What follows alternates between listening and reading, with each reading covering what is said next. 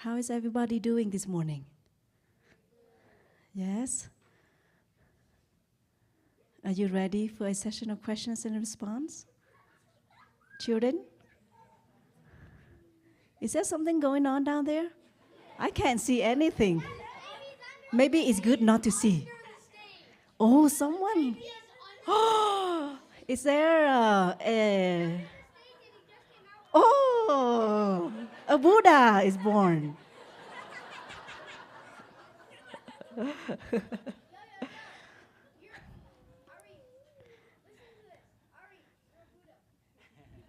Yes, he is a Buddha. All of us are Buddhas in this retreat. Oh, nice. So, concentration, breathing in. I know I'm breathing in, breathing out. I know I'm breathing out. Dear beloved community, before we start the session of questions and responses, we would like to invite all of us to please sit beautifully with the back upright. Relax our whole body. And show ourselves some love, children. If you also could close your eyes and just for a short moment. Children, could you look at me? Look at me. Okay? And please do what I invite you to do. Let us all close our eyes and place our hand on our tummy. Straighten our back. Offer ourselves a smile. Yes? And we don't need to look around. We don't need to look around. Know that we are sitting in, we are sitting down. And just relax our two hands, our face. Listen to the sound that is taking place without any judging or criticizing. Breathing in, I know I am breathing in. Breathing out, I know I am breathing out. In, out. Let us continue with this awareness as we listen to 3 sounds of the bell.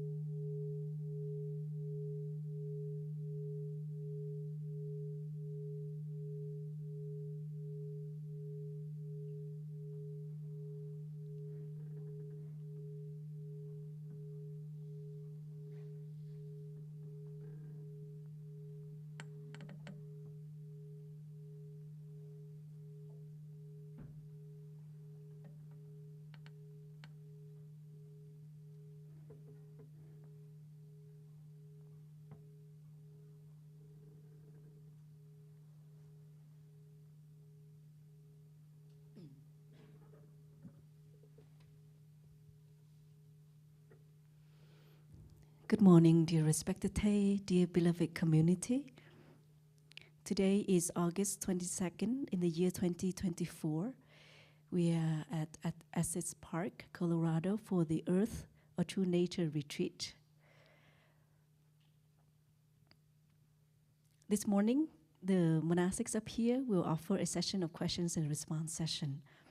And I'd like to take just a short moment to introduce them. Sitting next to me is Sister Nghiêm. She has been a nun for more than 20 years. I don't know the exact year, so I just say more than 20 years just to be safe. She's a very humble, caring sister. And she's able to touch happiness in the simple things and has a lot of insights. So any hard question today, she will take care. No? Yes. She has the ability to deliver the Dharma in an intense, joyful, and deep way. She's focused here. Her expertise is here, the mind, how the mind works. And next to Sister Nghiêm is Brother Mantue, Brother Insight, also known as Qigong Master. How many of you see him on YouTube? Wow. And how many of you practicing Qigong with him in the last few days? Wonderful. And his availability to be there for the Sangha, to be there for a friend, is very widely known.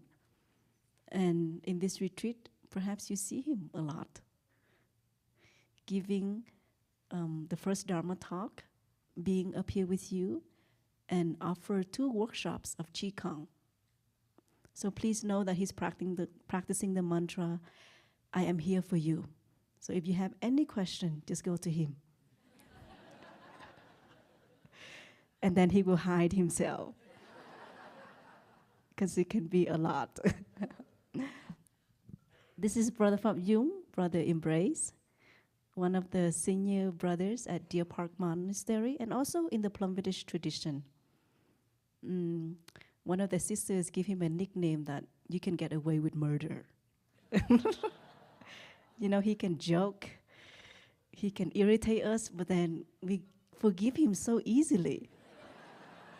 So while he's up here, and if he says something wrong, I know you will forgive him easily.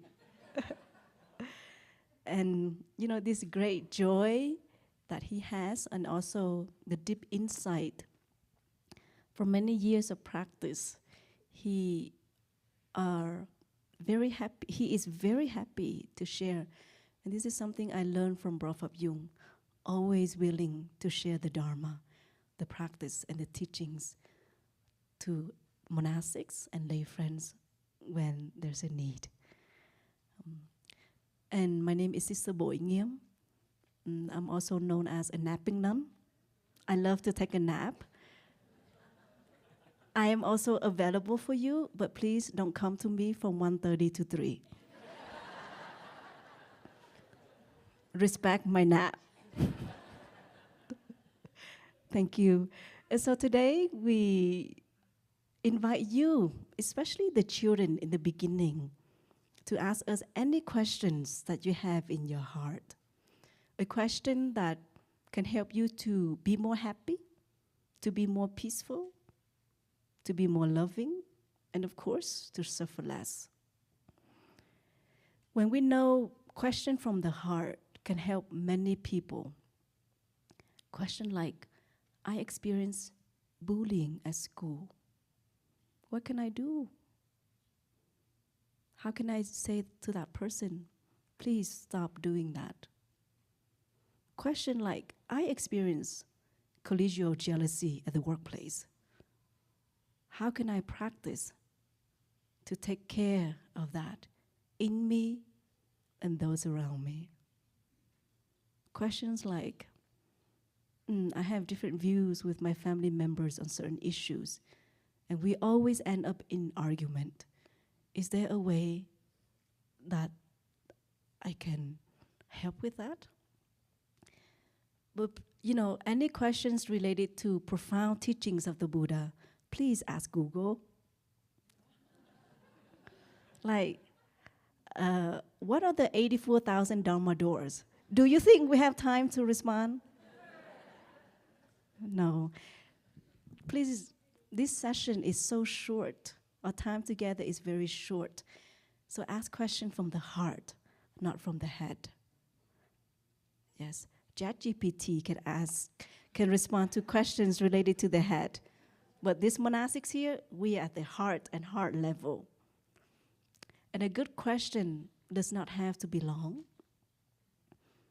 Please don't share with us stories about your life all the way from your childhood till now. Just go to the point of the question. And if we need more details, we will ask you.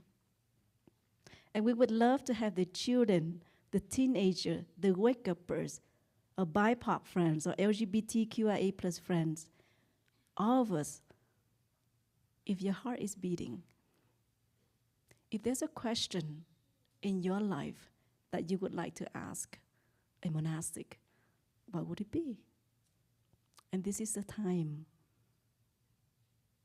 to do that. And a good answer also doesn't have to be long, right, brother and sister? Long enough to let you know that this is a way. And we will take turn to respond to your question. And please know that we are all practitioners up here. We are not therapists. And we share from our own experience of practice. This is why it's a responding session and not an answering session. So I don't know how we do this. Do we invite our friends to come up to the stage? There's a chair here. So if you have questions, please, you may form a line up here to my left. The children first. And young people, we may start to form a line, just so you may just stand up and walk up here, and we will take a turn. Before a person asks a question, my dear friend, you may just put your hand down for now. Yes, we know you would like to ask a question.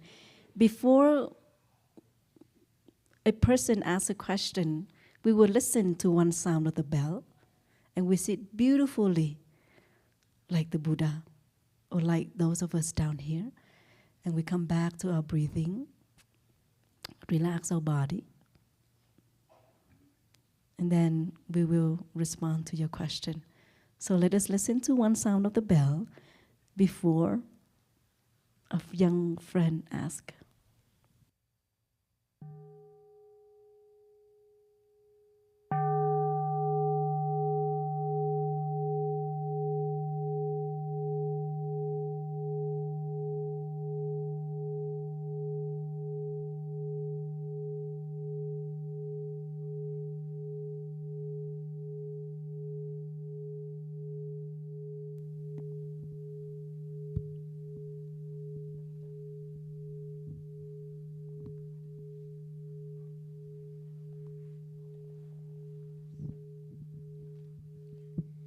Are the kids gonna get tea too? So dear friends, if possible, could you please repeat your question and speak slowly so every one of us can hear you? Are the kids also going to get tea? Are the kids going to have tea? You can only have tea if you're a monastic. Oh. I'm just kidding. Okay. Wow, that was easy. Next. Yes. Maybe this young friend first. Please come up. Yes. Let us listen to one sound of the bell.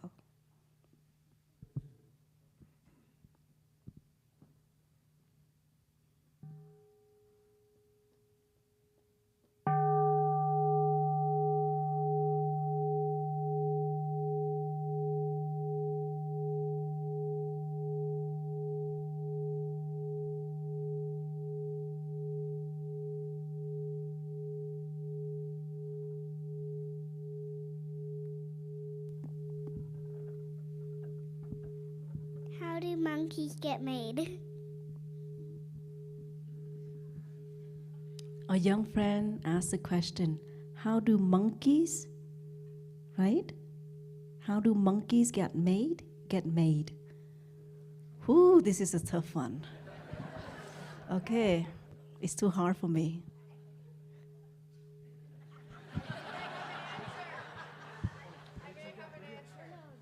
You sit there, okay?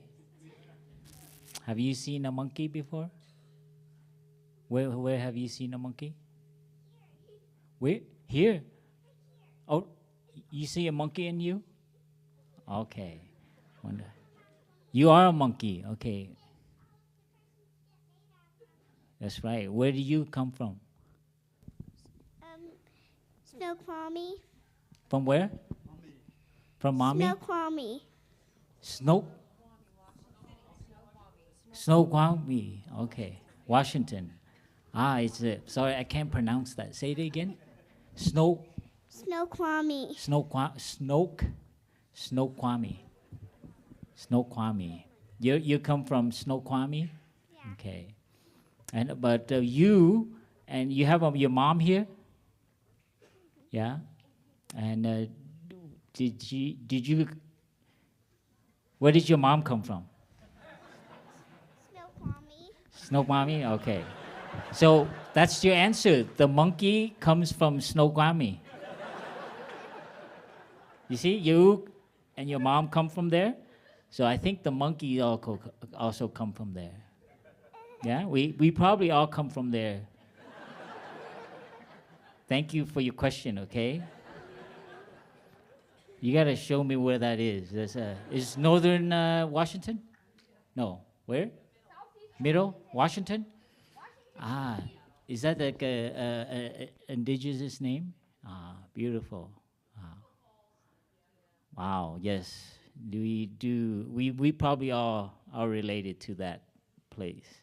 Thank you for coming up and asking, okay? Very brave of you.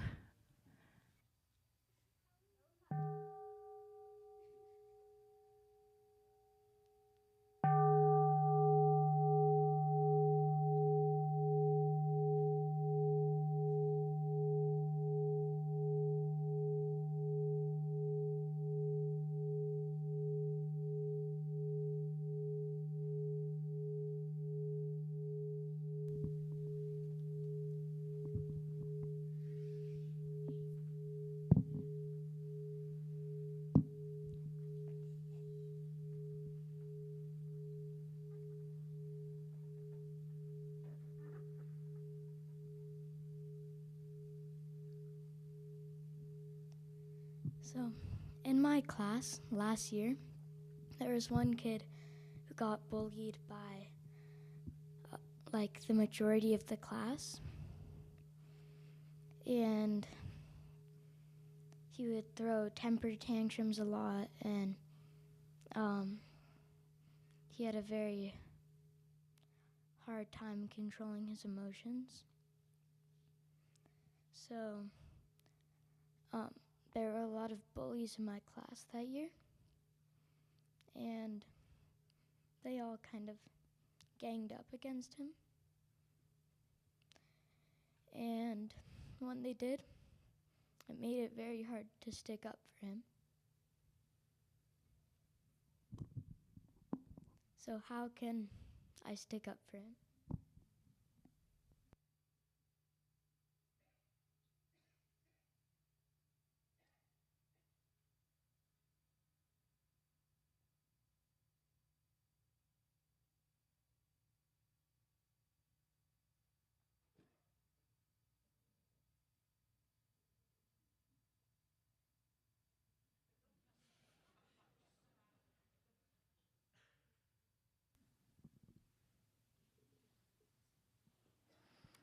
Dear respected Tay, dear beloved community, dear beloved friend, it's so nice to see you in this retreat. Welcome home.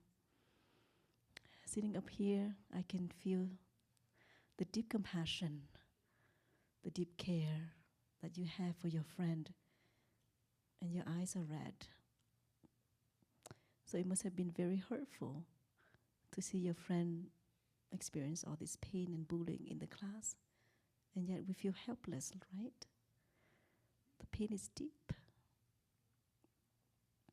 Because as a real friend, as a true friend, we want to help. We want to help a friend who suffers. And we know that we also have a limitation. This is why asking for help from others is important, especially someone who has a lot of authority or power at the school to help. I know at that time it might be impossible to go there and hug a friend or to let him know that I'm here for you. It's impossible because at least 5 or 7 other bullies, right, are around him. But at that time, is there a teacher in the classroom? And the teacher sees this and not doing anything? Really? Does this happen in school, dear parents? When I was at a retreat just last month in California for teens and children, there was this young friend whose height is very limited, humble in height, like me. He was humble in height. He's going to enter high school, but he's very short. And all his life, he experienced bullying because of this. And I asked his parents, do you talk to the teachers? Do you let them know this? And they say yes. But the teachers are not doing anything unless they see it happen. And yet here, we had the teachers seeing this happening and they're not doing it. What is happening in this country?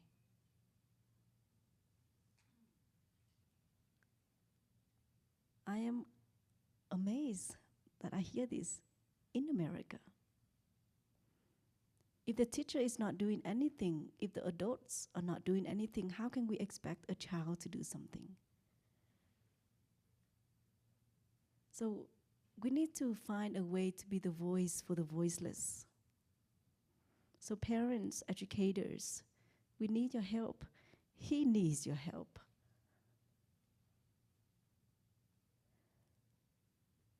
Why is it there's only a wake-up call when a child dies by suicide because of experienced bullying, when we see this happening right in front? So next time when you see this happen, please go to your teacher. Beg for your teacher to do something.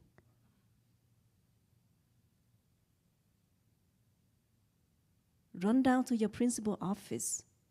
Call someone to come up. Invite 2, 3 other friends to run down mindfully. So don't be like Brother Mantue. Make sure you go to the right office.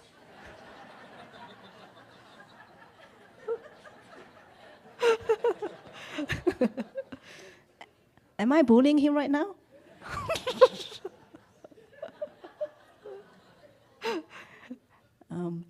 Yes. So we try different methods, right? First, we go ask for our teacher to help. Say, dear teacher, I can't do anything to help him. Can you please do something? Why are you just standing there? If it comes from a young person in the classroom, I hope the teacher will listen. Cry. Show that strong emotion, that pain you have with your teacher. Because your compassion can touch your teacher's heart. And if you try it once and the teacher doesn't do it, go to the next room, ask another teacher for help. My teacher is not doing anything while my friend is experiencing bullying. Can you please help me? I can't do anything. If that doesn't work, go to the next teacher. Go to the principal, the assistant principal, to the counselor. If you have a phone, call 911. No, I'm serious. If that's what we have to do, we have to do.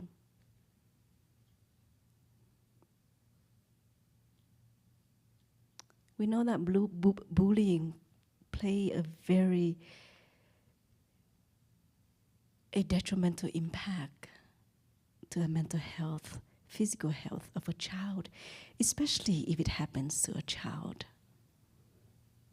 It stays with them forever. They lack confidence.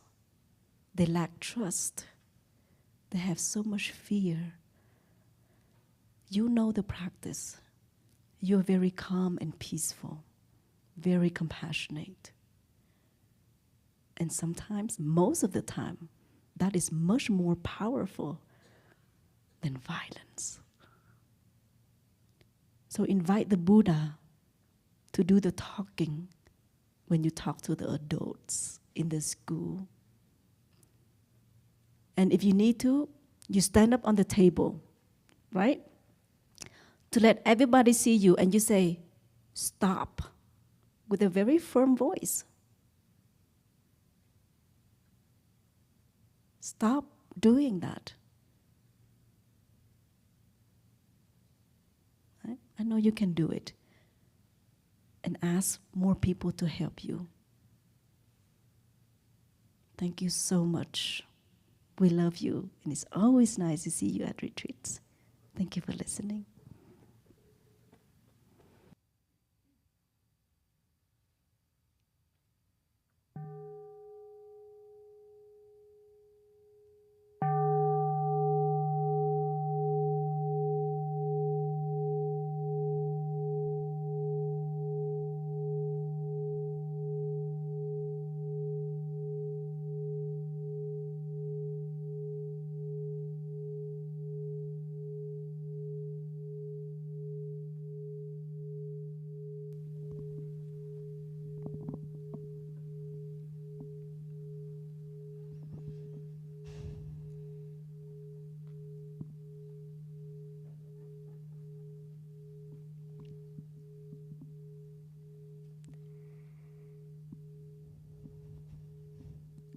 How do I deal with change?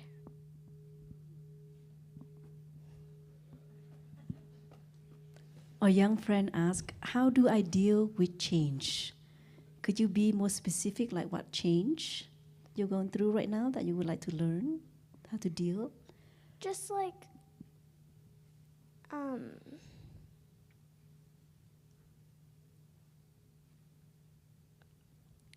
just things at my house being different. Okay. Not like, just, for example, this might happen next year. Some friends might move in with us. That sort of change. Thank you for your question. You may put the microphone down.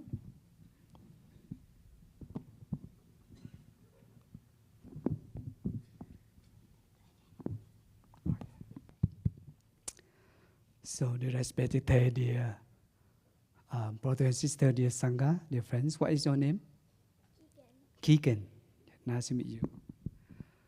So, for me, this is wonderful question. I learned a lot from last few days. Every day, weather changing. Every day here is you see. One time I go to a Dharma sharing, and then it's Sunday. I come out, and then it's raining. I come back, and I get umbrella. It's Sunday again, and then I get back, and I go to Dharma sharing. After Dharma sharing, it's raining very hard. So for me, life, nature, is changing. Nature of life. Do you find anything that is not changing? You will grow up. And you feel sad if you are like that all the time. So for me, nature of change is very positive. Thank you to the impermanence. Thank you to changing, so that life is possible. So for me, if something change, I practice accepting. Accept the changing, so that life is possible. For example, you was very tiny like this in your mother's womb, right? Right now you big like this. Next year you big like this. So you yourself is changing all the time. So the practice meditation is look to the nature of everything is changing. And the practice of breathing in, I know is nature of life is changing. Breathing out, accept it with your smile. You see? So that's why life is very interesting. We don't know what's happening next. But you know what's happening right now. That you are breathing in and breathing out. And you, when you know how to breathe in and breathe out, being yourself, and then you are available to receive what's come next. So you are mindful in the present moment. You are available for life. So next year, no matter your friends come, your friends go, it's okay. But you, right now, you are the best. You offer the best right now. You practice the best. You are willing to accept, and you know, the changing, there's no way to escape. Because life is changing anyway. Because myself, yourself, changing anyway. And you are happy to accept the changing because you've grown up. And even you want to be different and better than your mom, right? You don't want to become like the same your mom, like complain you all the time. So if you want to be not changing, and then you are the one that complaining every time, you see? So when you see that kind of quality of your mom, you want to change to do better. So you see, changing is good things. So for me, practice is accept it and try your best to be in the present moment, to be yourself and to be mindful and offer you the best to be willing to receive it. The changing of everything is come next. So thank you so much for your question. So dear children, this will be the last question for you. And after that, you can leave the hall to ask a much more difficult question to the monastics in the children program, okay? Let us listen to one sound of the bell first.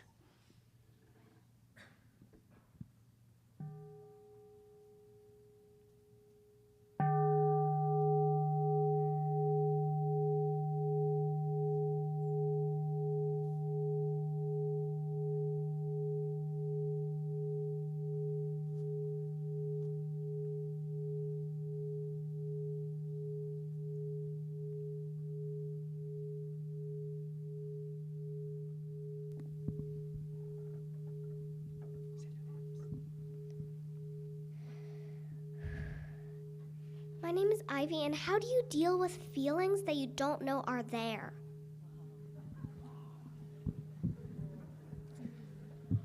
So a young friend asks, how do you deal with feelings that you know that are not there? Sister Tuk Nghiêm is a perfect person. You have no choice. You are so lucky to have Sister Tuk Nghiêm responding to your question. It's very dear respected our teacher and dear Sangha, dear monastic. Thank you for your question.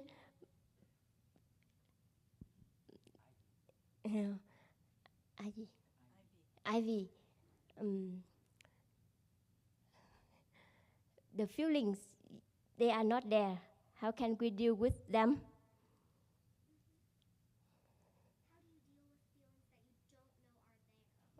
Yeah, you don't know are there, but they are in your. That's what the children want. Yeah, so hard. the feelings. If you feel pleasant, you like it, or you don't like it, unpleasant feelings. It's become in your mind, and you can recognize. And now you said that they are not there.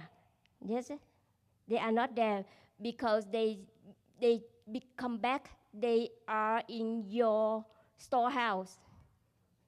So, but they are there in the storehouse. We are human beings.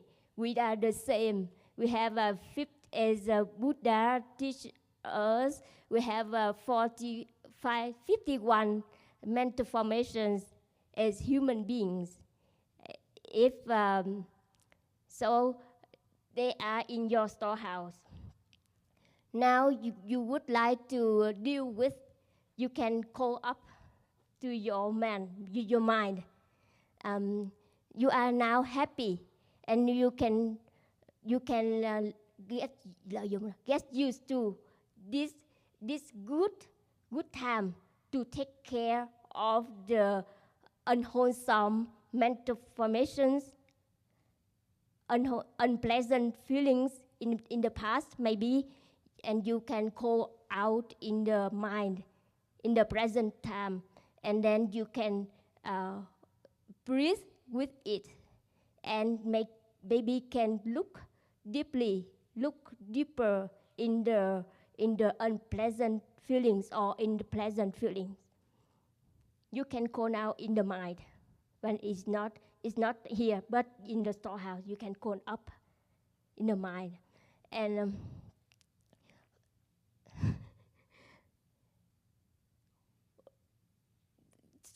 yeah, the pleasant feelings.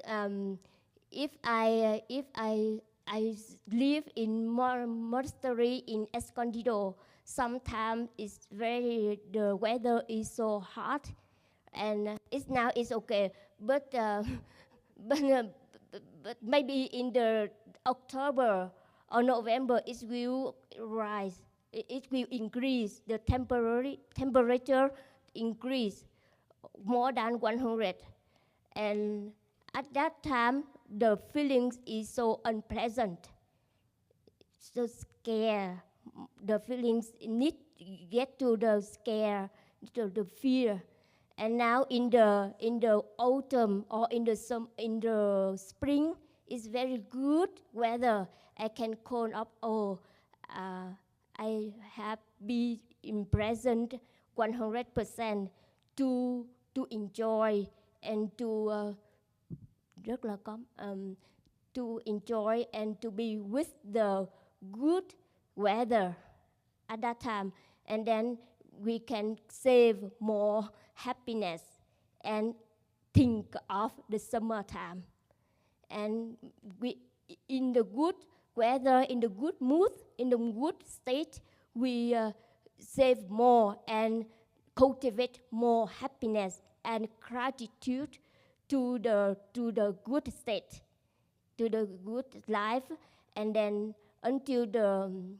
and we can at that good state we embrace and we give give your gratitude, your blessing to the people in the summer, or and save account, save credit, save credit, and until summer we know how to live with the situation, because you have the happiness, and now you live with the difficult state a little bit, and maybe you can embrace all conditions. Changing is the nature of the life. We have spring, we have autumn, and we have also summer. So we can have capacity to embrace all things happen to us. That is the nature of life. Thank you. Ivy, do you have feelings and emotions? The talk made me feel more calm. Okay, thank you for coming up, okay, for being brave, right?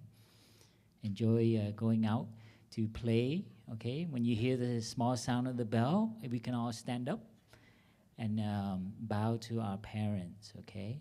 Everyone?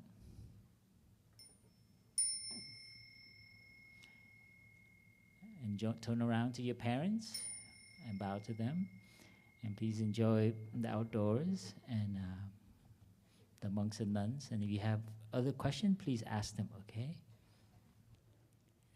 So now is for any teenagers, young adults, and all of us.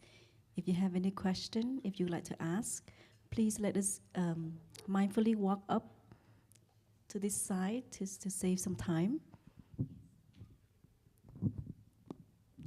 Let us listen to one sound of the bell.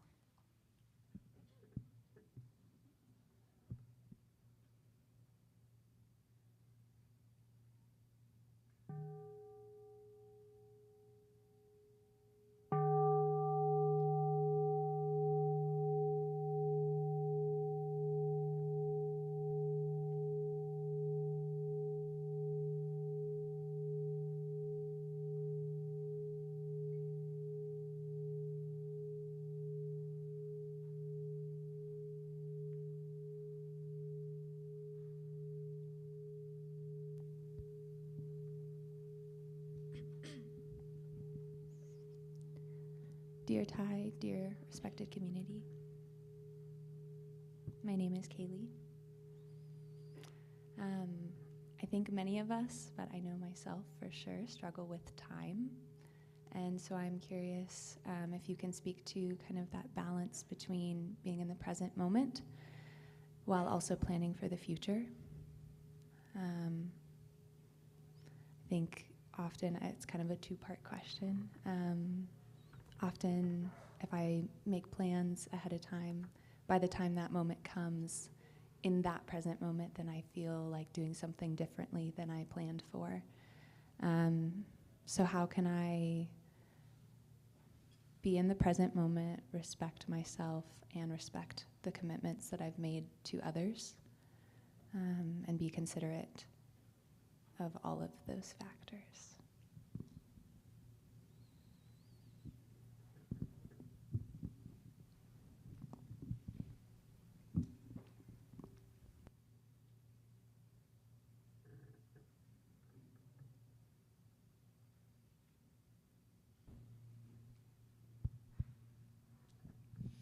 Thank you for the question. I think it's a very relevant question for our times.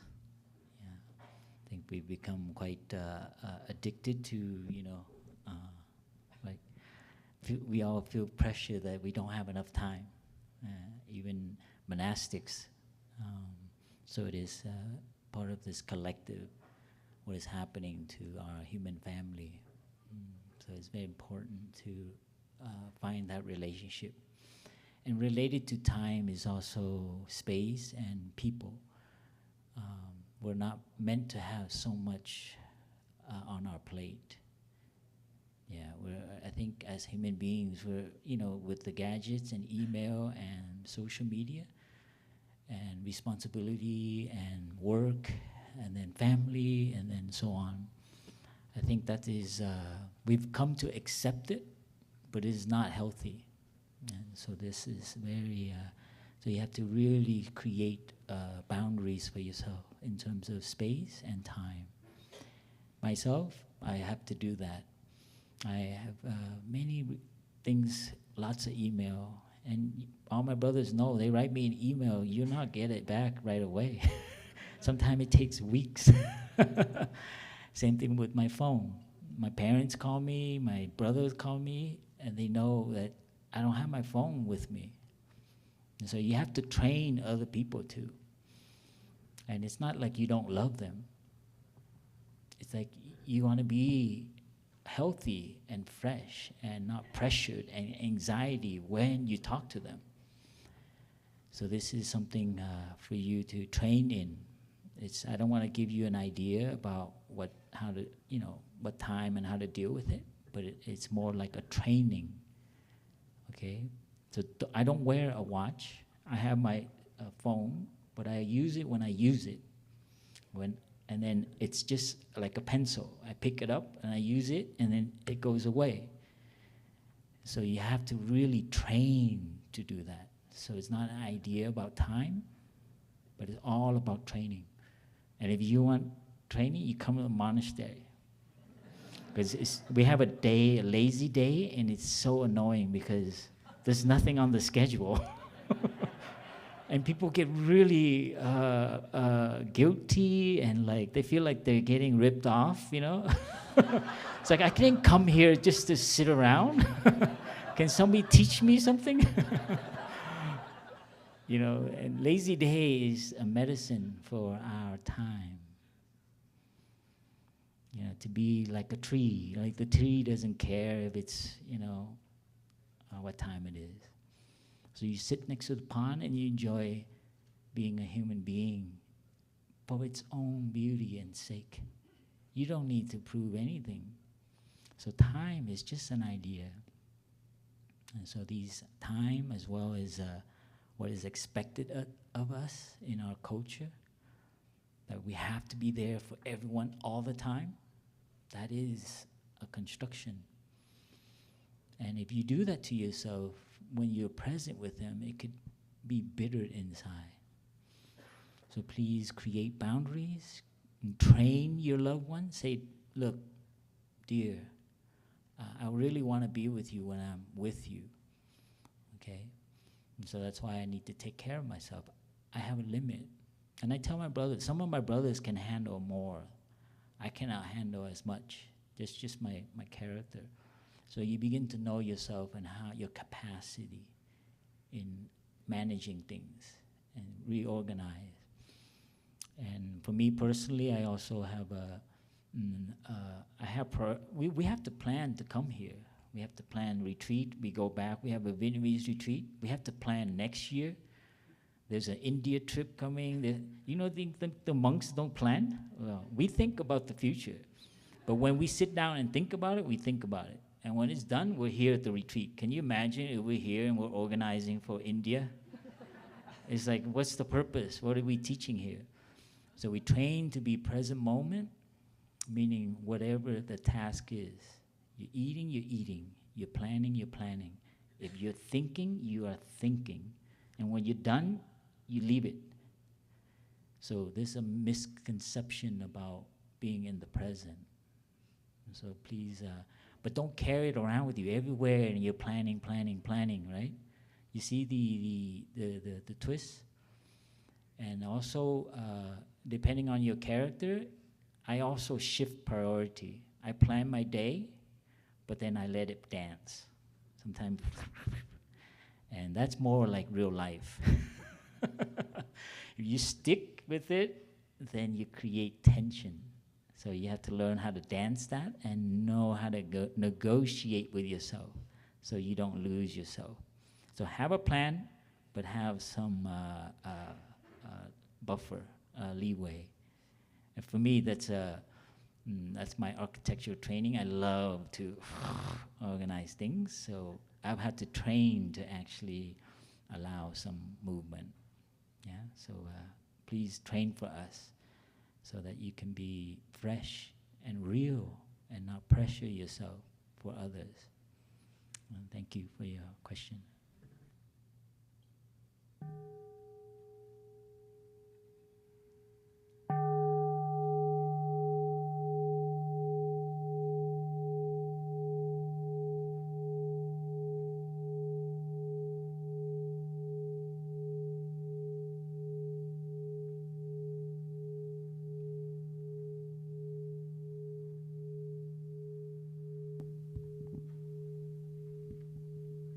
Hi.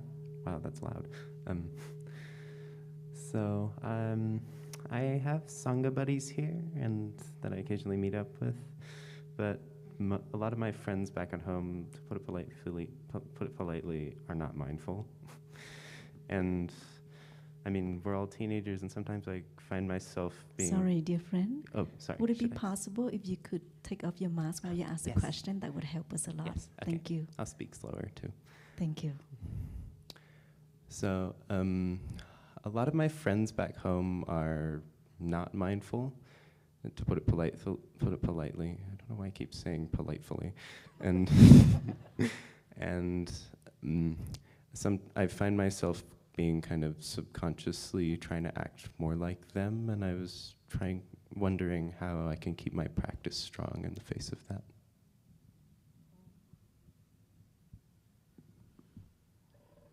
Thank you for your question. Malcolm, dear Malcolm, for myself, I like to very firmly for my own practice. I like to do that, even though the people around maybe they don't know. But I love to do that, doing that, while around no one's know. But it's okay. Now you go to the class and you feel carried away of the collective energy, collective habits, similarly to forgetfulness.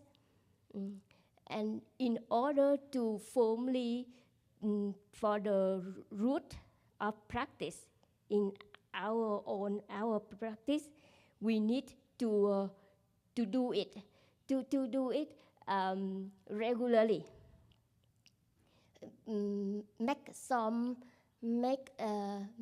Plan some methods, some practice. You would like to do that in order you can maintain their practice while around people. What is some things, for example, drinking is easy. Eating, you can eat in silence, even though in the table, in a canteen, cafeteria, people around talk a lot. Maybe even though they are in the same table with you, but they talk, you don't talk. You just eat. You just if they influence yourself. You say that, oh, I want to eat. I want to eat. That's it. I don't want to talk. Yes, we have the right to do that. And drinking, you can drink by yourself in mindfulness. Drinking, individual things, and walking, stepping upstairs, downstairs to the class, from here to there in the school. It's easy to do that by yourself. And if you go with the crowd, many your friends around you, you can walk by yourself and keep silent. You don't need to talk. If you talk, you know, and you can keep silence while walking with them. You can do that, yeah. In the friendship, not in the company, you have more. You have free to do that by yourself. In the company, we have a boss. We have something need to connect for the job. Is for the works. You can talk about the work, but in the friendship, we have the free time, break time. Yet you can by yourself. And in order to do that, make specific things you would like to do, and more in your own space, you can deepen your practice more in your home and something like that. In order, it make the root of practice stick to the practice, to those practice you like firmly and hard. Thank you. It's my sharing.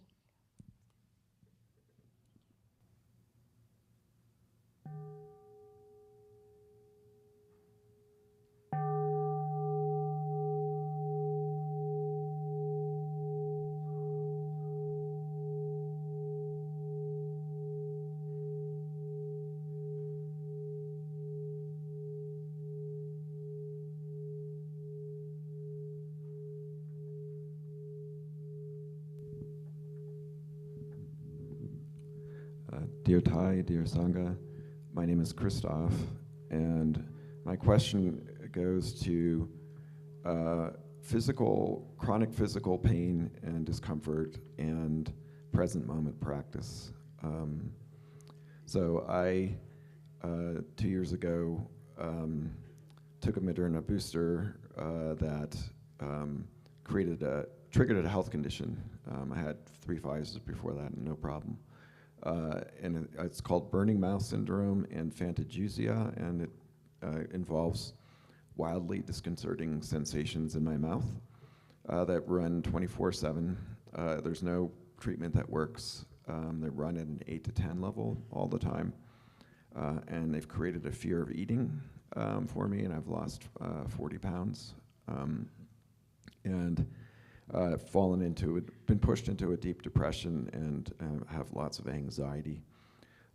Most of the anxiety is that this will never go away. I realize it's not very Buddhist to think that way, but that's the foundation that it's running on. And so my question goes to, when one has a physical condition that is extremely intense and continuous all the time, which many human beings do,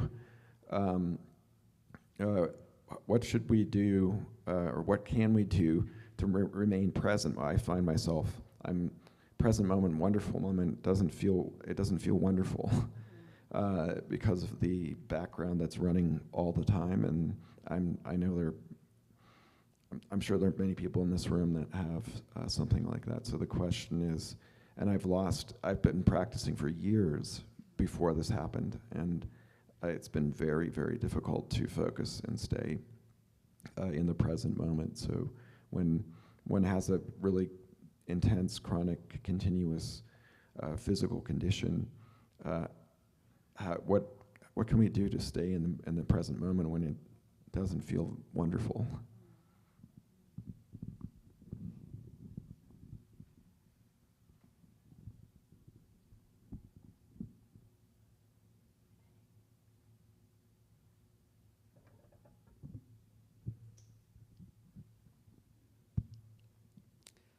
So, dear respected dear community, dear friend, that's very wonderful question, but also very difficult one.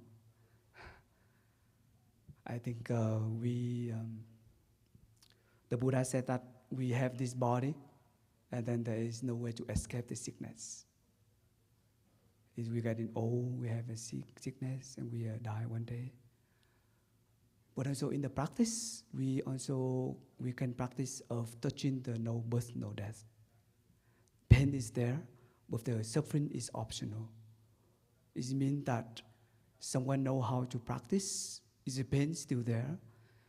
And then how to touch the pain and realize the suffering there. They said that if you know how to suffer, you suffer less. So the practice is embracing, accepting. You know, what we do when we heard that we get cancer 4th stage, and the doctor said that you have 3 months to live. Someone will feel fear and then wait for the day and then you're gone. Someone that, okay, accept it. And then 3 months left, really wholeheartedly put into practice and enjoy every moment, the joy of life, the joy of seeing the nature, be compassionate to the body, and feel that I'm still breathing in, breathing out, that is good enough. Luckily, you can sit here, you can walk. Someone on the bed in the hospital, they cannot move their body. I think is in our human beings' mind, the tendency to look and to focus attention to what is wrong. We do that more than our attention to what is wonderful and what is still good. So with the practice is you can, right now, is recognize what is still good, what is still freshing, what is still healing right now. I have heart problem. I share a lot. You know, I'm very healthy, but somehow I have a palpitation for 3 months. You believe it? And the doctor kind of hide it. And at the end, actually, they give me the files of information about they recognize that is the effect after the COVID to make my palpitation like this. So I couldn't sleep for many days. But what I can do to limit my sleeping, I just pay attention more to my heart. I do more qigong, I do more resting, I do more smiling, and to be intimate, talking to my heart, breathing in. I know heart, please breathe with me. Why do you jump to heart like that? Breathing out. I'm here for you. I practice for many times in a day. And right now, and after 3 months and the day that I feel like it's normal again, I have a few beats like this in order to see that it's my heartbeat very fast and strong so that I can keep it. So actually, in that time, I really pay attention to my heart, recognize my body, my breathing still there. And one moment I said that, wow, the heart beats fast and palpitation too strong is better than stop beating. So that is the insight. So still beating. So it means I'm still alive. And being alive is an opportunity. So now is the time for you to see that is, is so much pain, so much suffering in the present moment, of course. The tendency of all of human beings want to run away. Run away from suffering is the nature of all of us. Me too, in that time I want to sleep. I want to get off of the heart palpitation. But look, the heart, you are still beating. You appreciate that you are alive. So come back to the present moment. To accept and to smile and to embrace with your mindfulness energy is as much you can do. Otherwise, you just follow the doctors to give you the medicine. But for me, each of us, you can create your own medicine. No medicine can kill your suffering. The Buddha said that there is the teaching of the second arrow. So you are in pain right now with a sickness, that is first arrow. Already feel in pain. But when you worry and fear and anxiety, you always come back to the present moment, and then you feel so worried, you want to run away to the future again. And that it means you left the present moment without any taking care, without any recognizing anything. And that kind of fear, that kind of anxiety, that kind of running away, that is the second arrow. The Buddha said that the second arrow shot the same to the first arrow, to your heart, increase the pain and the suffering 100 times. You see? So the practicing is not about 1 day or 2 days you can be successful, but we cultivate every day. So come back to the present moment, to touch the pain, breathing in. I know the pain is there. I know his pain is there. Breathe out. I smile to you. Accept it, embrace it. And then for a while, look like you are calm, the baby is crying, right? The pain. So you do like that often every day. So you notice a kind of energy of compassion, energy of relaxation, energy of healing happen right away after that. Because no compassion, no relaxing, there is no healing. Because you more stress and you make the pain increase. Relax, accept and be compassionate, and allow it to touch the energy of the earth. Trust the earth. To walk in meditation, to ask her for help. Lying down on the grass to look up the sky, to ask Father, Son, please come. Shining the energy of embracing. So also the nature, another part to healing. Come back to yourself, one thing with a mindful breathing, embracing. Second is the walker meditation in nature. And always recognize Mother Earth and Father Son is there for you. Thank you so much for your question. So dear Sangha, before we respond to the next question, we have received quite a number of written questions. So we will take a moment to read a written question. Thank you.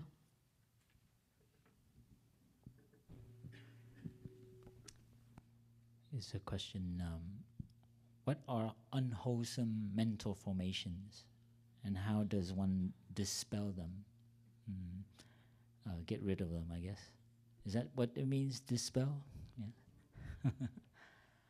Can you please help us understand right effort in terms of exercise? Often we push ourselves to an edge.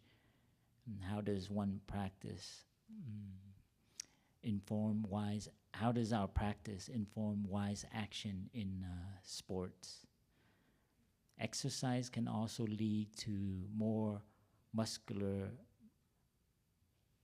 bodies and attachment to outcome and appearances. Any tips?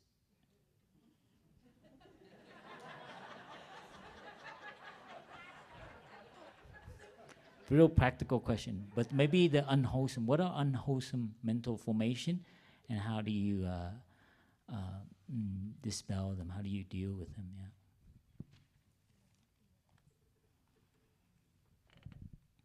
There are other questions that I've selected out and will be dealt with tomorrow's talk. Yeah. So let us listen to one sound of the bell before we respond.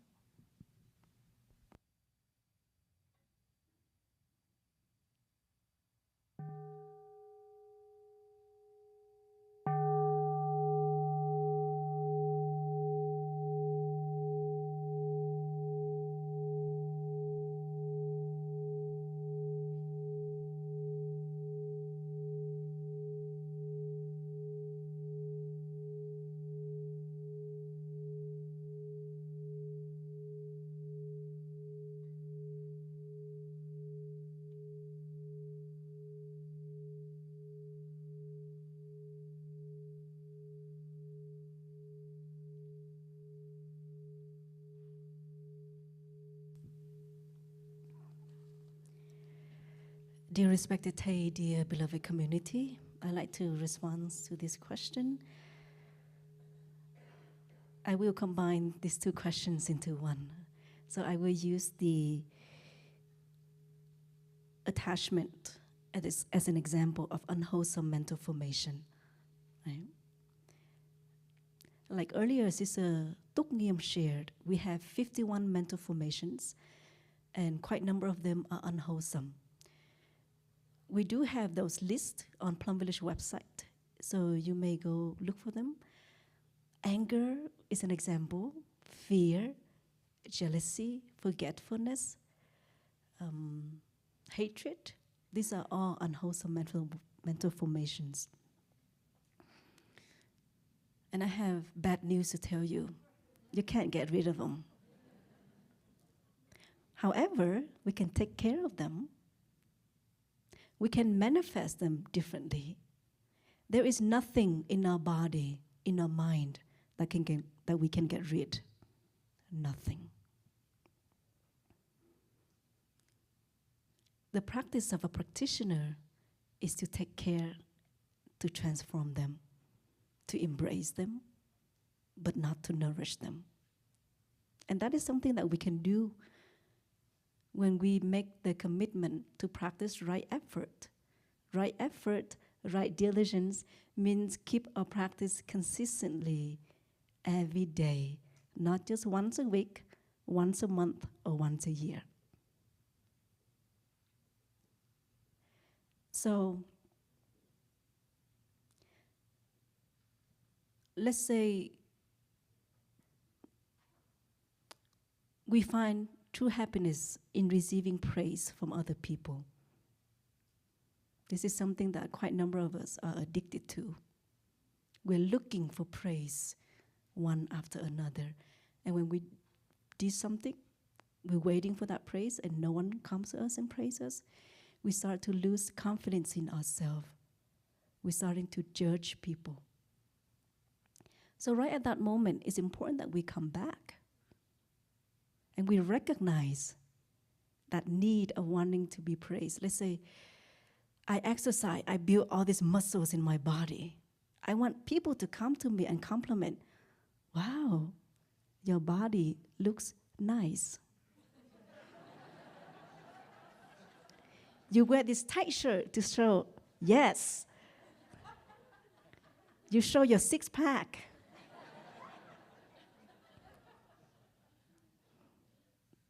Why do we do that? This is why the monastics, we wear this robe. We cover our whole body. Because we know that beauty is the heart that generates love and a mind that is open. That is a short poem when we look at ourselves in the mirror.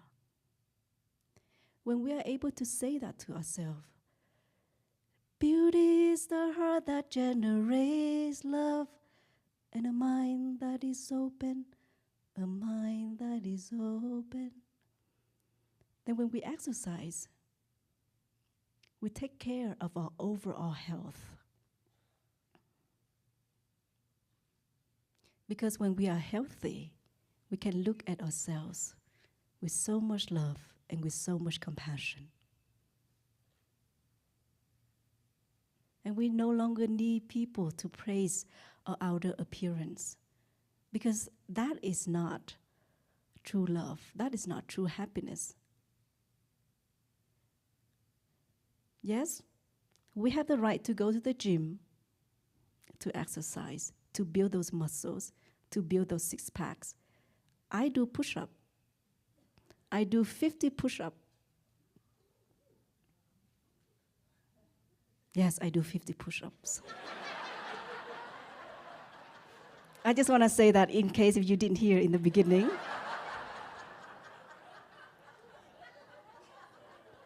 But why do I do those push-ups? It's because researchers have shown push-up is one of the perfect exercises to build body strength, the whole body, the heart, what is this called? The biceps. I don't go around and show people, you look at my muscle. No, I don't need to. I want to build muscle so that when I need to paint the house, when I want to help my sister to carry a heavy bag, then I don't have pain in my body. You see? I do that so that I can help people, so that I can help myself, not looking for praise. So when we exercise, what is the intention? To help ourselves so that we can help people. To me, that is the practice of self-love. We help ourselves first so that we can help people.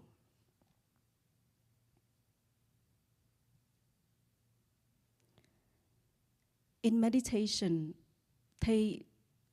our teacher often encourages us to exercise. He said that if you don't sweat in a day, you're not my disciple. He encouraged us to exercise, to sweat, to jump, to run, to do 10 mindful movements. And we do that to take care of our health. And we bring mindfulness, right? Mindful breathing. We bring in spirituality. And it's a great way that when we exercise, it's a way to say, I love you. Imagine if we sit in front of the computer or at our desk all the time and we don't exercise. What would happen to us? So how can we bring meditation into our exercise?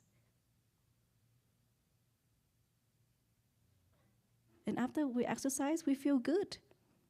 And we say to ourselves, good job. That's what I say to myself every time I finish 50 push-ups. Thank you. Great job. And when I share with people I do 50 push-ups, I'm not waiting for your compliments. I share that to remind myself to continue doing it. 50, next year, go to 60. It is my hope that when I turn 70, I can still do 70 push-ups. And it's to train our mind. When we exercise, we train our mind. So we bring training, mindfulness into everything that we do. Exercise is one of them. We have sisters that run, that do like really powerful movements. And it's so nourishing to see that. But they only do it like 45 minutes a day or 3 times a week. We just don't have the time to exercise 3 hours a day. Everything we do it in moderation. Even if something we love very much. I know that my own body, I can only do 30 push-ups at a time, and then I pause, I do mindful breathing 10 times just to calm my body, and then I do 20 more. I'm not gonna do 50 at a time. It's too much. So we need to listen to our body. It's a way to show our respect. Respect our body by listening.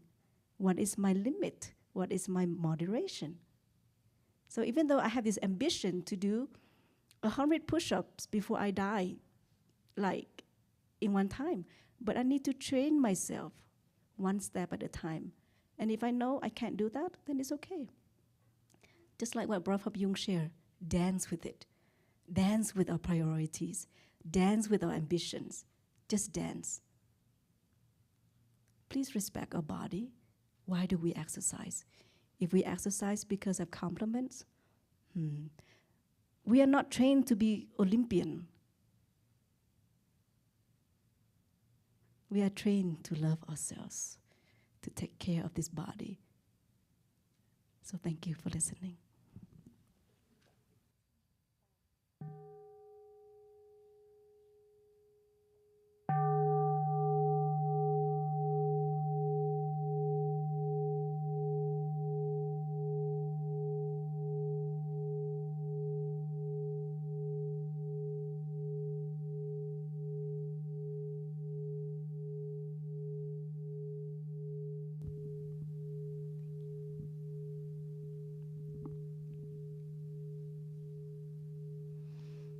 Dear teachers, dear community, dear respected Thai.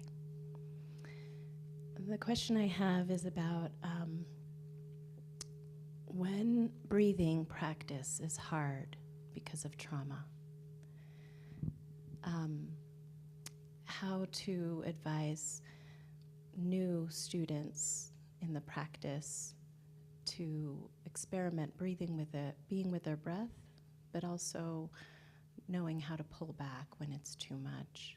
I myself have had struggles with this for many years and prefer often being with body sensations and things like this. I'm going to teach my first mindfulness meditation class tomorrow. I'm very nervous and also very grateful for the opportunity. And I asked ahead of time the students that are going to be in the class, if any of them have not had meditation practice, have any concerns. And one of them said that in the past, when he's tried to meditate, sometimes has a hard time sleeping then for weeks after. And so I'm grateful he's willing to try again. And tomorrow, the practice I'm going to offer is mindfulness of breathing. But I also want to give options for those that struggle with that. And I'm coming here for your wisdom and your blessing, hopefully, as well, so that I can be a good facilitator and accompanier for those that struggle. Thank you. Thank you for your question. I think as Buddhism is taking root in this part of the world, I think we are becoming more aware that it's not a panacea. It won't solve all your problems. And in fact, it could be quite harmful too if it's not done correctly. I think that's what people are waking up to. It's like the first excitement, oh, mindfulness, mindfulness, and then now is fallout. Yeah, there's the laundry, right? And the nature of things. And I think that's only a good thing, because now we're becoming more sensitive, more aware that meditation and mindfulness and breathing is not for everyone. That there are many, many spiritual traditions out there. And this is just one. So our tradition is based on the breathing. And when I lead it, when people come to our retreat, I sometimes allow and share a phrase, something like, wherever that may feel comfortable for you. So each one needs to discover. That's more Buddhist. Wherever that feels comfortable for you, whatever position you feel you're comfortable with, and wherever that may land on your body. So these are the new languages to allow people to become more aware. So the whole purpose of training to follow your breathing is to become more aware, to become more present, you see? So it's not like the only way to be present.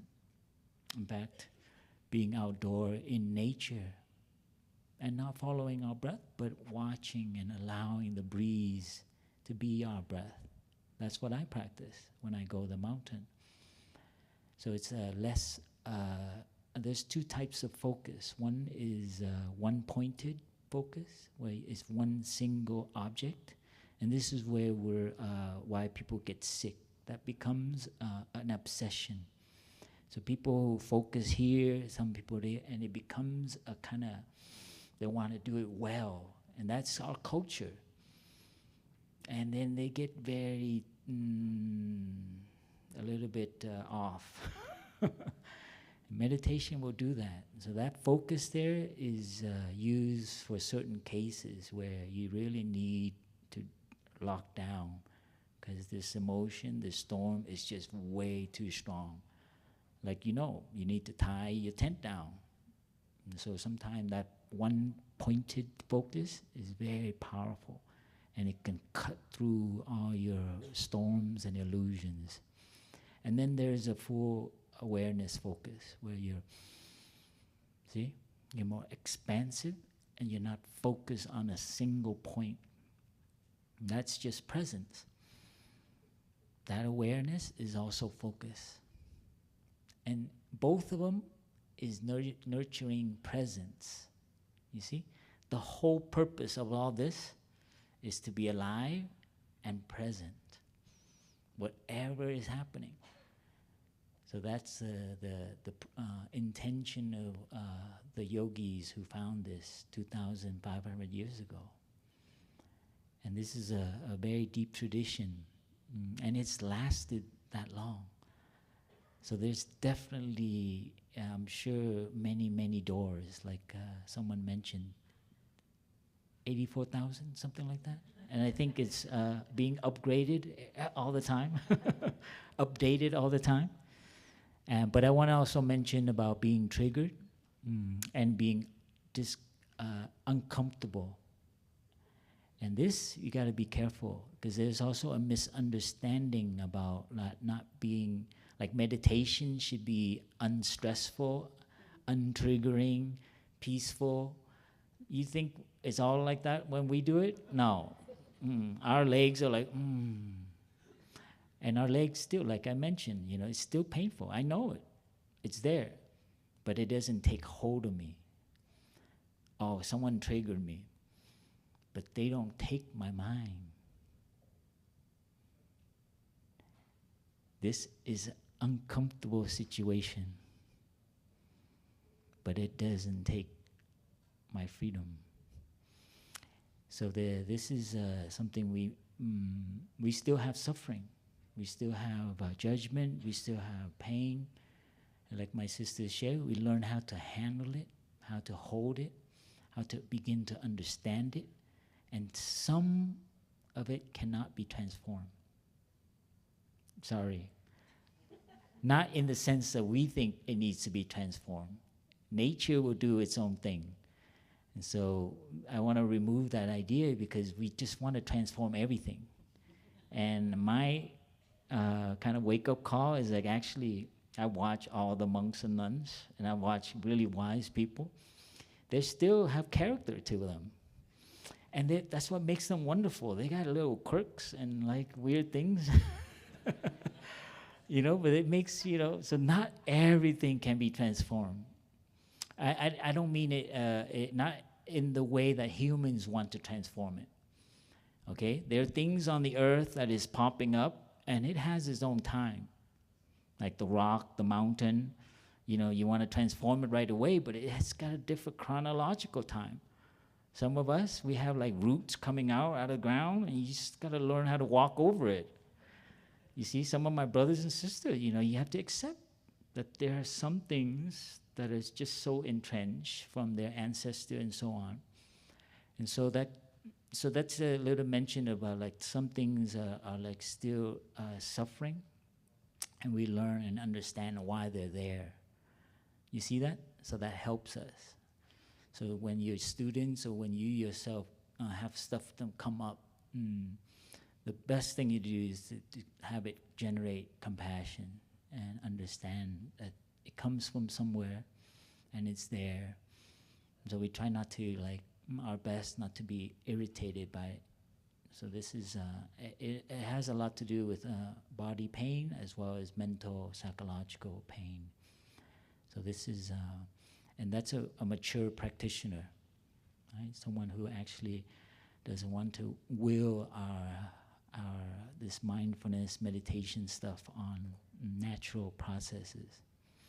So please take that, and thank you for being a teacher and for transmitting your compassion, your love for others. And we try our best. We're not perfect, and you are not perfect either, and that's okay. So you just apologize if it triggers someone, and you say, sorry, I'm sorry it caused you suffering. So that's all. Yeah, thank you.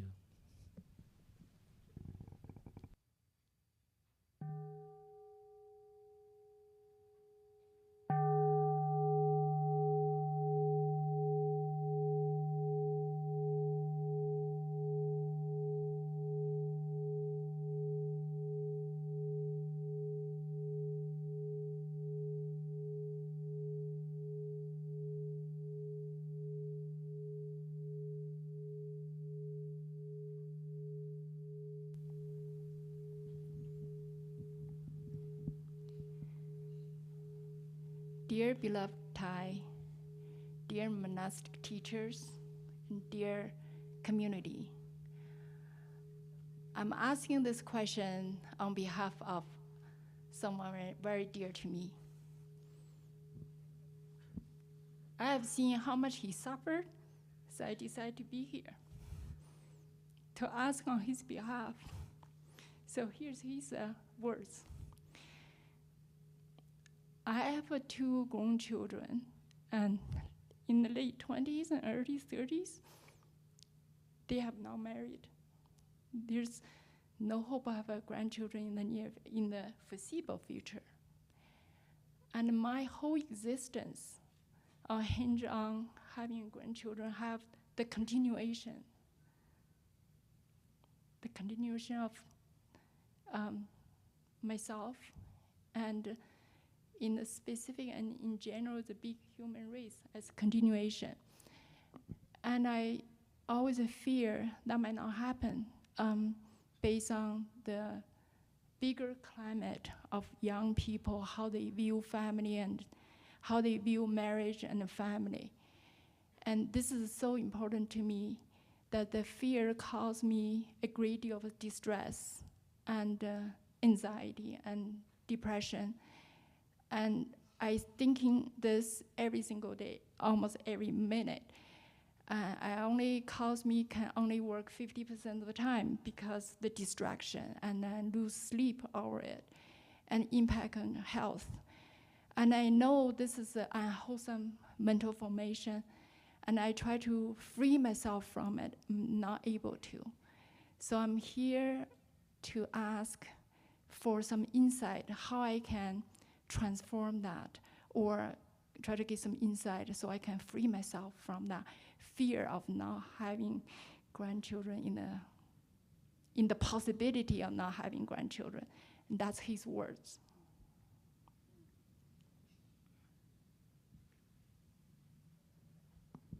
See, as monastic, we receive all kinds of questions. We live a celibate life. We don't have children. We won't have grandchildren. And we're going to respond to this question. Isn't that funny? I'm not going to answer this question.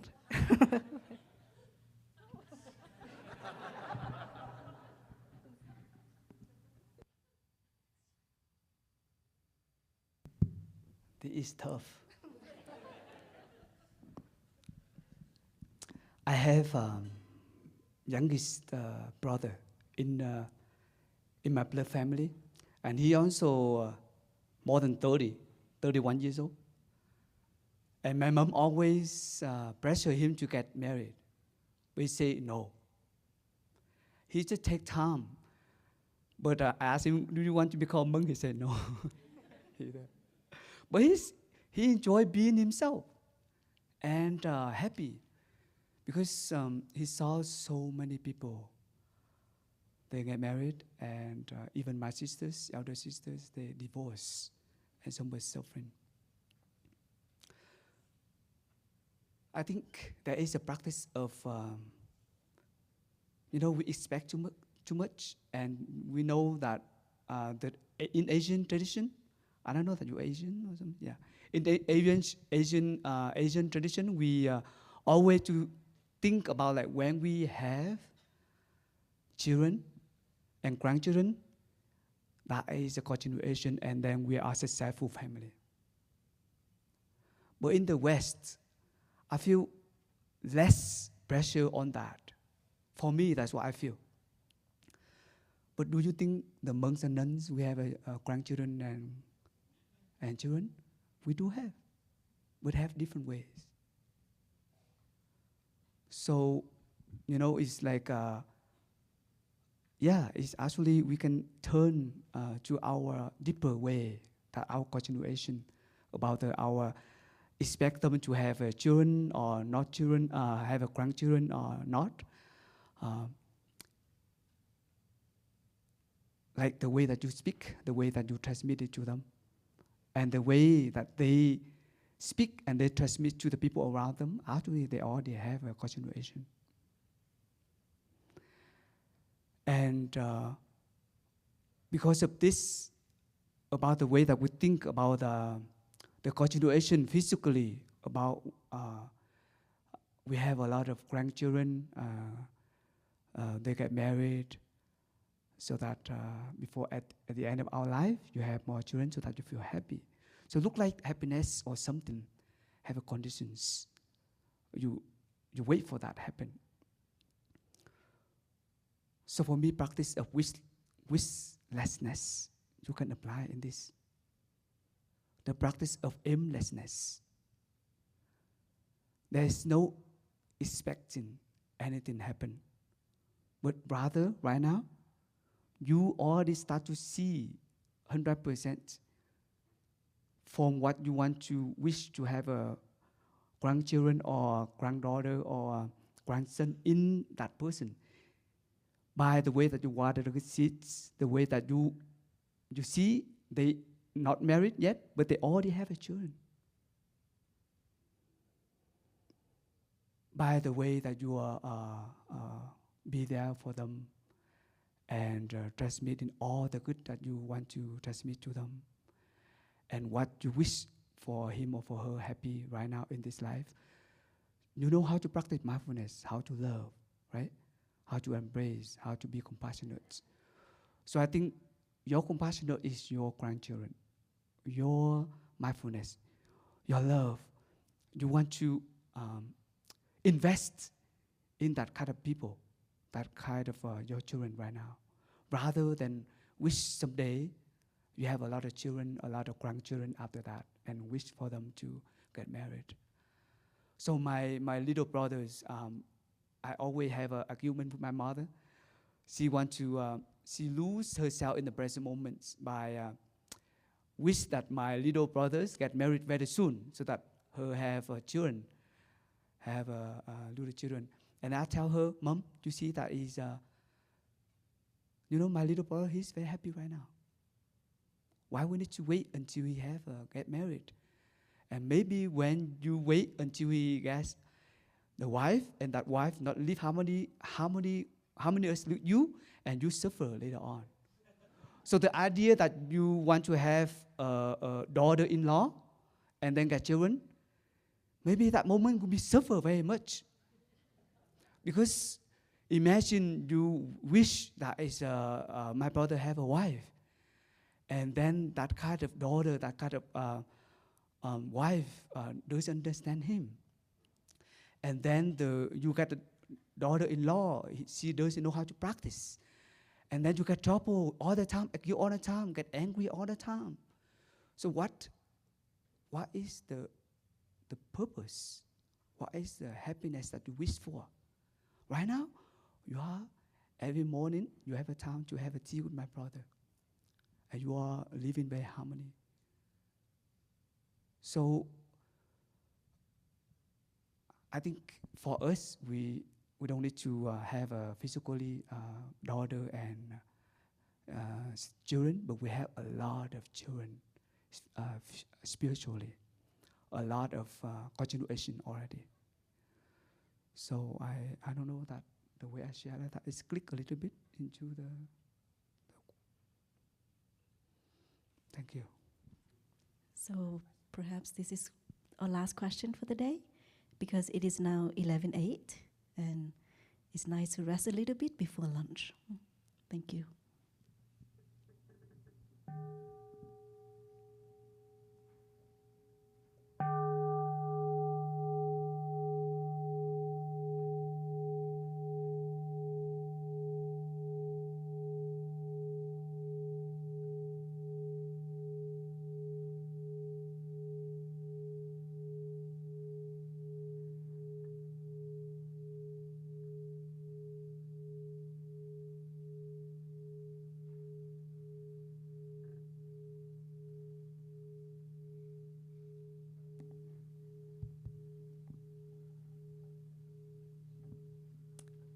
Dear Thai, dear Sangha, my question is about the current political climate and all of the division in our country and in our culture.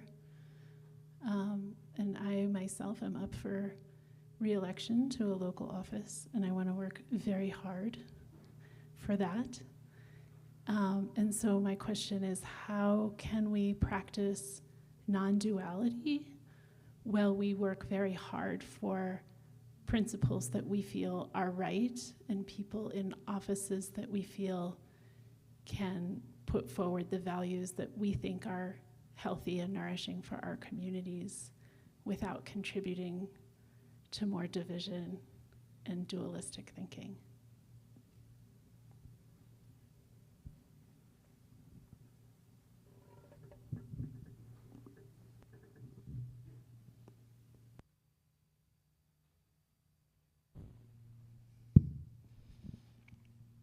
I guess you can't avoid the elephant in the room.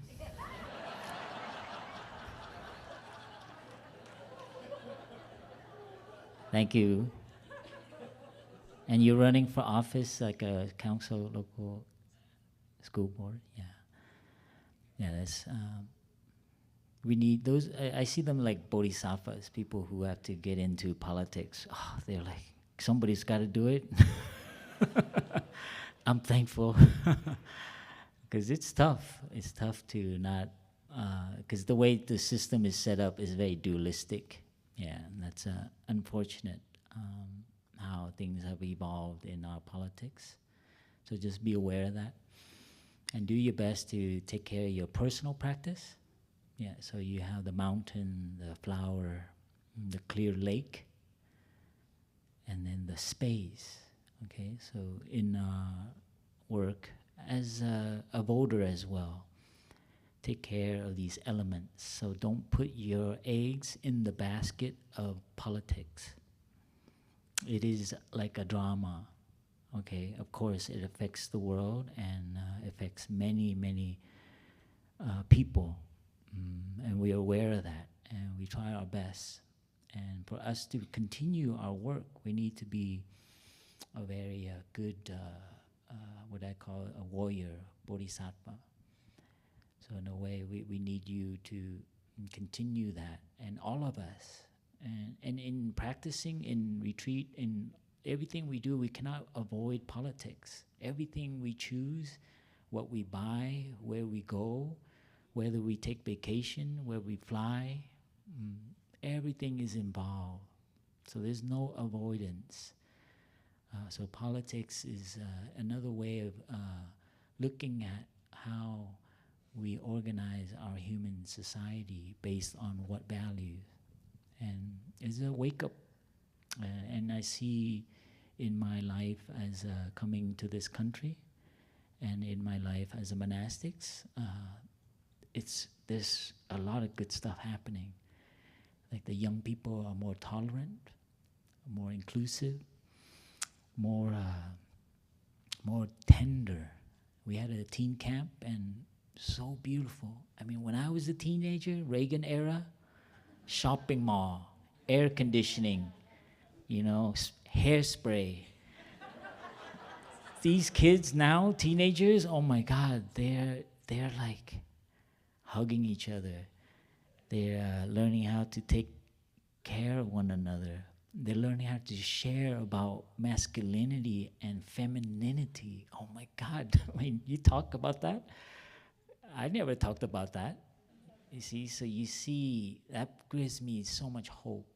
And that has a lot to do with people who are involved and bringing voices to different ways of looking at the world and different ways of looking at people.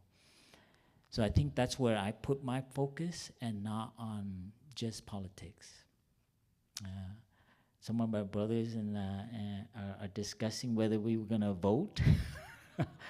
And yeah, it's great. It's great debate, because in the monastery it's the same.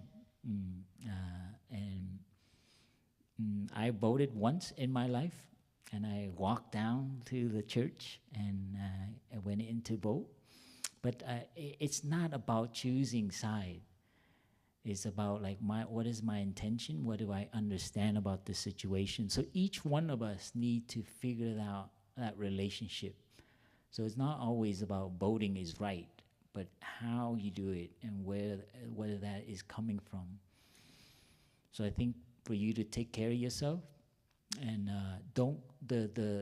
so recognize the dualism and don't get caught in it. So when you're confronted with different values and different viewpoints, in the Dharma sharing, the same thing, practice that.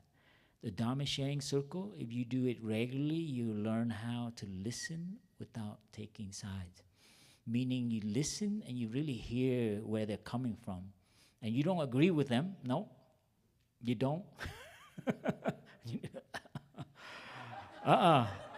Would you just breathe?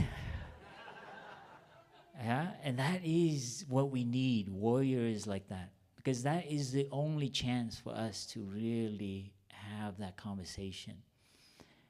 And this is for me a big challenge. In the not recent, but maybe 10 years ago, there was that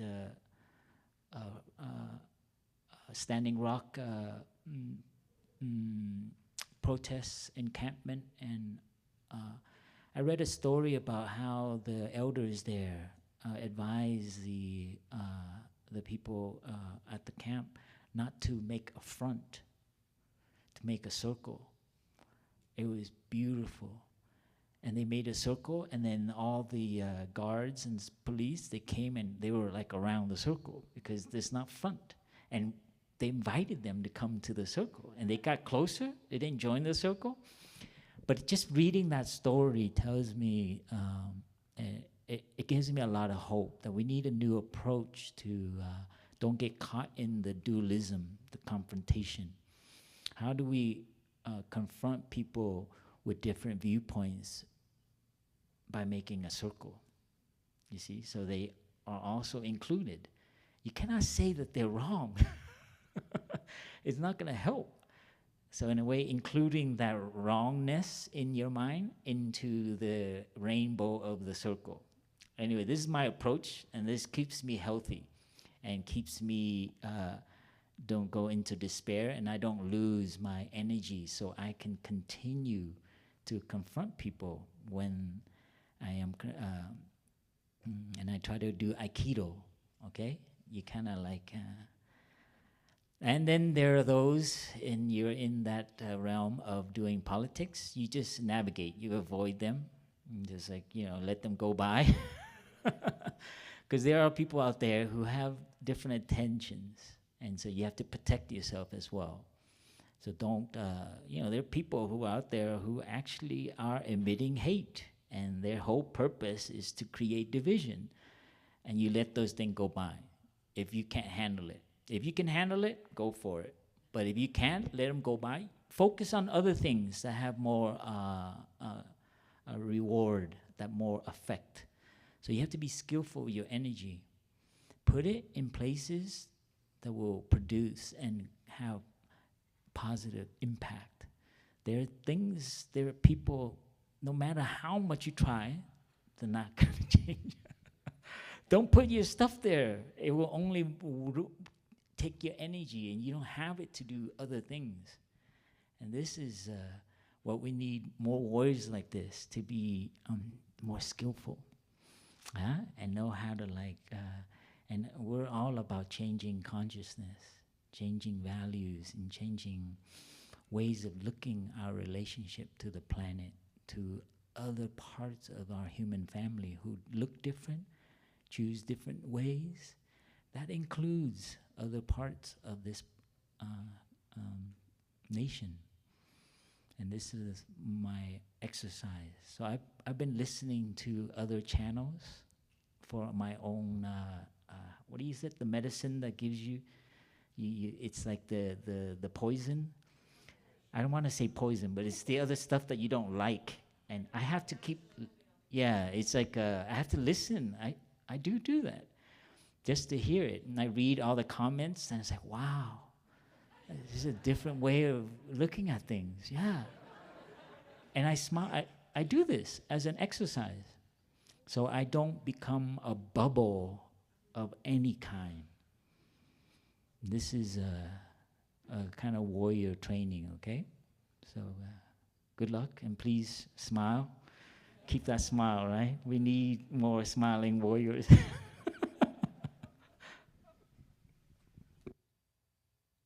So, dear beloved Sangha, thank you so much for those of you who have the compassion and the courage to come and ask questions. I see that there are still some friends waiting to ask, and I'm sorry that because of the limited time, we need to end the session right now. And perhaps you could ask your facilitator, or if you see the monastic walking mindfully, relaxingly, just grab them. Bow first. Just to let you know, these 4 monastics, we are very busy. There are many monastics that are very free and relaxed. So just use your own insight and judgment and mindfully bow to them and just say, I suffer, please help. And of course, with your suffering, compassion will come up in them, and they will say, yes, I can help you. That's the trick. Perhaps before we invite 3 sounds of the bell, we can sing Happiness is Here and Now together. Because like Brother Pháp Dung shared, we need more smiling warriors in this room, at our home, in our community, in this country. And if we feel comfortable, we may hold the hand of the person next to us, if we feel comfortable, and really feel the happiness. And please look happy when we sing this song, and sound happy. And ask ourselves, why am I happy right now? Because I'm sitting here with a community. I don't have a toothache, right? I am feeling the love of the hand, the person holding me. I am breathing. My heart is beating. Happiness Jesus is here and now.